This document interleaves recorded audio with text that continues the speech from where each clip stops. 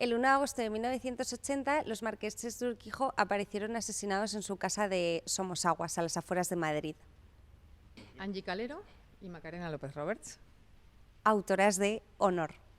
Pues todas las personas que estuvieron en el entorno de los asesinatos, que no participaron en nada y que por circunstancias de la vida se vieron implicadas según su convicción de cómo había que haber hecho las cosas. Por ejemplo, mi padre, Mauricio López Roberts, quien fue condenado como encubridor de Rafael Escobedo, cuando Rafael Escobedo le contó lo que habían hecho él y otros, y mi padre, al no creérselo, no lo declaró en tiempo y forma. Pues nos conocimos hace 7 años.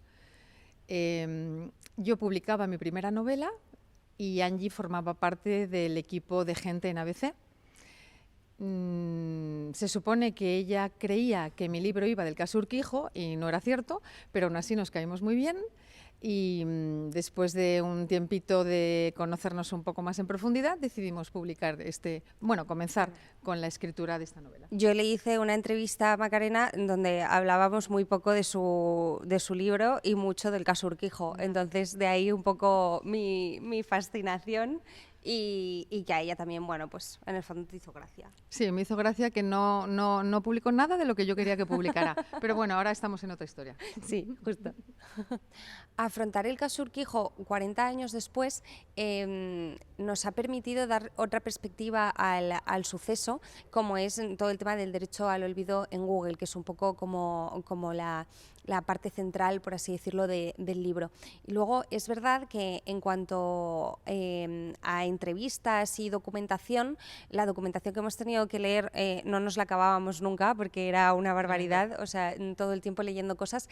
Y para mí, como friki absoluta del caso Urquijo, me pareció súper interesante leer el sumario, pese a que eran 3.000 folios de sumario y una barbaridad.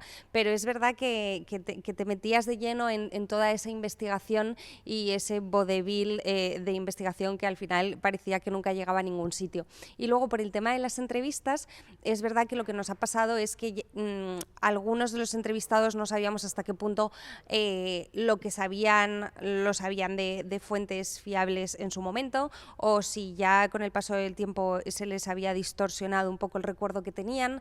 Entonces ahí es verdad que bueno, gracias a Dios, la mayoría de datos que nos aportaban eran datos que de alguna forma también pudimos más o menos contrastar con el resto de entrevistas. Es una historia personal, claro, es la historia de mi padre vista desde mis ojos, porque yo era una niña de 12 años cuando asesinaron a los marqueses de Urquijo y luego transcurrieron otros 10 hasta que mi padre fue juzgado y entró en prisión.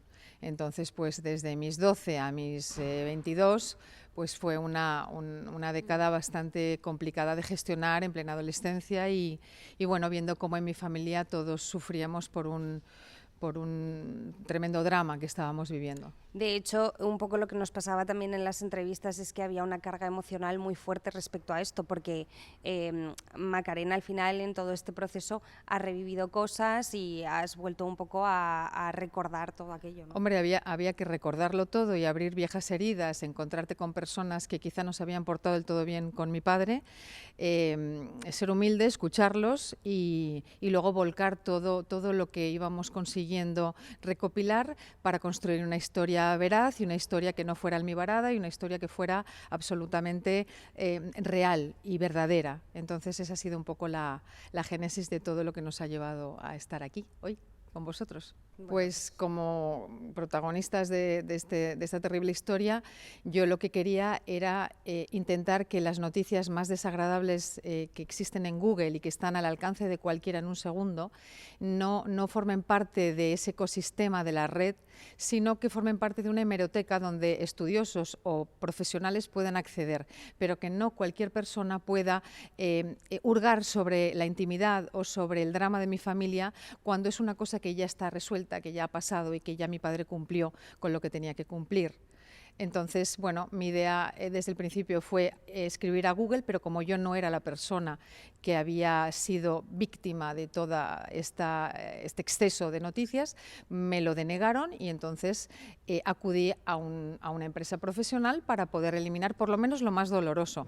De todas maneras, os podéis imaginar que 7.000 entradas hemos podido eliminar 25, pero ya con esto me parece que se abre un debate interesante para que hoy en día se pueda legislar y que las personas que tienen cosas en la red que no deseen que continúen puedan ser eliminadas o puestas en el lugar que correspondan. Lo que decía Macarena, que es verdad y es muy interesante el debate que se genera y el paradigma en los medios de comunicación respecto al derecho al olvido. Yo es verdad que como periodista estoy completamente en contra, porque al final esto me parece un tipo de censura que encima de alguna forma estaría amparado por Google. Una vez más ahí como dominándolo todo, ¿no? Entonces, a mí es verdad que no me parece bien, pero en determinados casos es verdad que en esto sí que empatizo un poco con Macarena, y después de todo este proceso pues obviamente un poco más, que es que al final si hay informaciones que no son ciertas o que están muy cogidas con pinzas o no están contrastadas, ahí sí que es verdad que creo que se hace un flaco favor a la gente y que desde luego se puede hacer mucho daño. Pero más allá de ese tipo de noticias que sí que obviamente son flagrantes y que realmente habría que eliminar, yo el resto soy partidaria de que permanezcan, entre otras cosas porque el caso Urquijo seguramente no se podría contar, seguramente no, seguro que no se podría contar sin la figura de Mauricio López Roberts. Pero la figura de Mauricio López Roberts como persona y no como personaje es importante también tenerla en cuenta en ese sentido, en lo que es el derecho a la intimidad y el derecho al olvido. En la entrevista a José Yoldi, que es un periodista del País, él hablaba de que cuando juzgaron a mi padre le preguntó por qué había decidido hablar. Y él le dijo que yo cuando era muy pequeñita, unos 12, más o menos, 12, 13, 14, le había preguntado si él era un asesino, cosa que yo no recuerdo y que además no creo que llegara a hacerle esa pregunta, pero en cualquier caso, el que Yoldi nos contara esto el día de esa entrevista, a mí me produjo un profundísimo dolor, porque primero, ¿cómo iba yo a preguntarle a mi padre si era un asesino? Primero, sabiendo que no lo era y que no tenía nada que ver, pero bueno, el que alguien adulto me recuerde algo mío, de un recuerdo que yo no tenía como niña, me pareció tremendamente doloroso. Justo. Ese es un caso. Aquí volvemos un poco a lo de la carga emocional que comentábamos antes con el tema de las entrevistas, que es verdad que en cosas así, además, ya como estábamos tan hermanadas ya en ese momento, como que yo misma percibía que eso que le acababan de decir a Macarena, como que a Macarena le había obviamente removido mucho, ¿no? O la entrevista con Javier Anastasio, un señor con el que yo no me había sentado jamás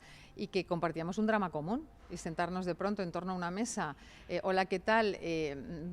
Sabiendo todo lo que sé de él, todo lo que él vivió, la vinculación que tuvieron él y mi padre, y ambos con el caso, pues era una cosa bastante fantástica, porque no, aunque fue natural el encuentro, y bueno, gracias a Angie, que siempre nivela un poco las cosas y la carga emocional se reduce, fue difícil encontrarnos de frente a frente. Sobre todo porque ahí nos encontrábamos con otra cuestión, y es que, o sea, al padre de Macarena le condenan por encubrir a Rafi Escobedo, pero también a Javier Anastasio.